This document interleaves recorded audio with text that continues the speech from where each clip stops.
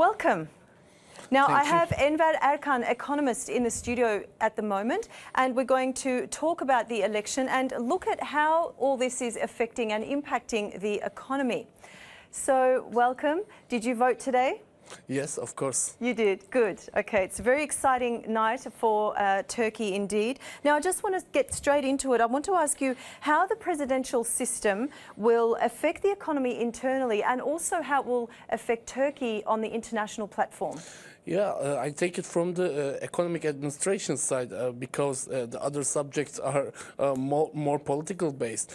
We should take the economy with not only with the economic indicators and also as a whole package. Geopolitical issues, talks with European Union, Middle East conflicts, central bank credibility, investor confidence, higher interest rates in developed countries, and they all could be considered as from the economic side, I think.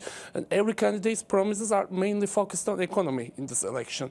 So the economy would say the last word for both outcome of the election and the rating of the next government also. The monetary policy and fiscal policy diversification is an important issue nowadays. Loose fiscal conditions create a problematic structure when the monetary policy is tight nowadays. I think the balance between money and fiscal policy would be established after the election period. And then also another subject is the investor confidence. After the election, the ability of economic administration to perform structural reforms would be monitored.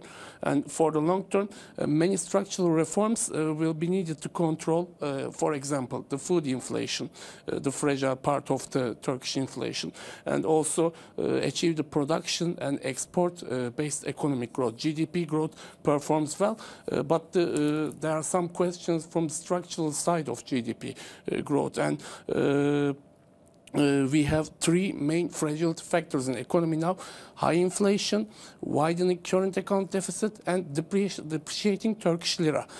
The questions are focused on this subject after the election. Will inflation, will consumer prices decrease, will current account deficit narrow, and could we protect the value of the Turkish lira? And that would be the main subject of the next economic administration. Okay, so that brings us to the Turkish lira, as you mentioned.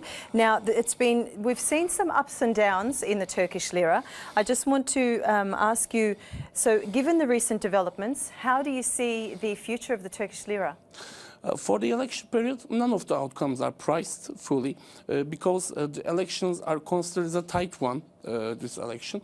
The presidential race is important, of course, but at least as the presidential race, also the parliament majority is very important. For example, if Mr. Erdogan wins and People Alliance will take the majority, as it's shown in the first outcomings, or the opposition, if opposition candidate wins and the Citizens Alliance take the majority of the parliament, the president and the parliamentary majority will be on the same side. And the president and parliamentary majority, but the other possibility is also now possible because not all the results are come yet, because and that would be changed also.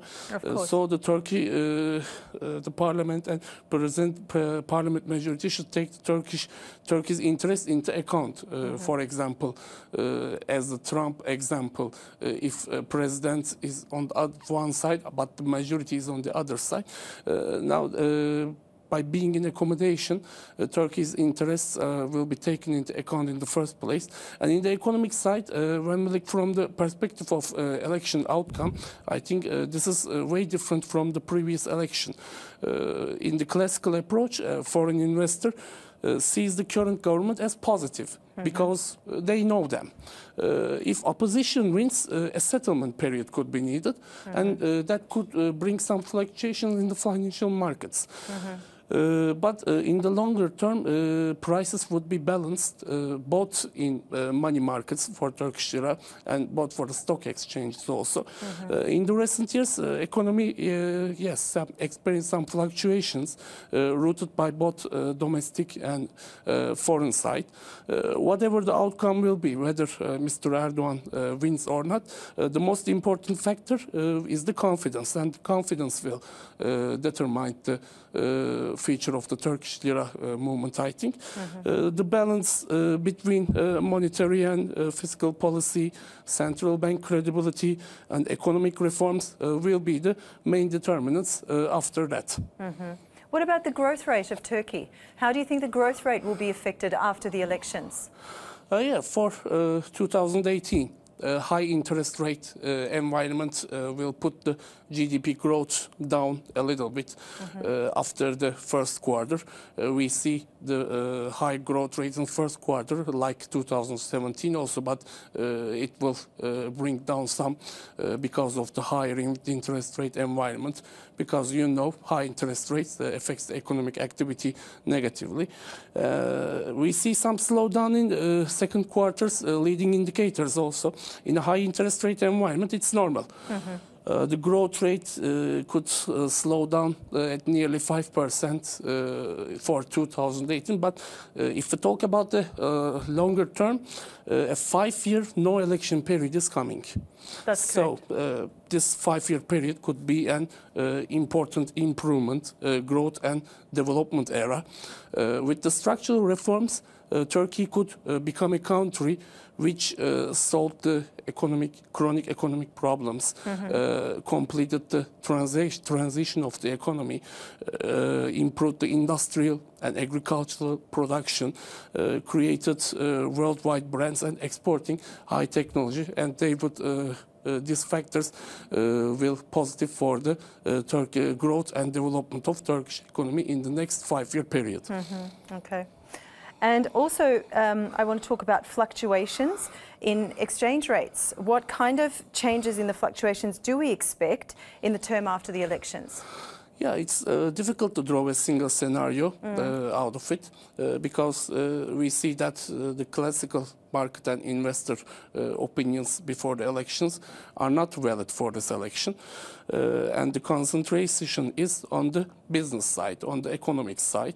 Therefore, whoever is elected or how the parliamentary arithmetic occurs, the economic policies and reforms to be implemented after the elections will be the main focus of the investor. Financial markets can fluctuate for a while, and these fluctuations can be realized independently of the election results. A new investor tendency then may arise in the direction or arithmetic that will result in the first round of the election or not. If the election results in the first round, that's good. The ambiguity will soon disappear, so there may be a positive reaction in the short span of our market. But for second round, negative pricing tendency may continue a little bit because the second round may spread uncertainty over a longer period of time. So this could be negative for the domestic markets for the short term. This is of course the anticipation of the first reactions that the market will give in the short term. In the long run, factors such as providing confidence in the markets, economic policies, money policy, fiscal policy, balance, external relations, and geopolitical developments will be active after that period. Okay, very good. All right, thank you very much for that, Enver.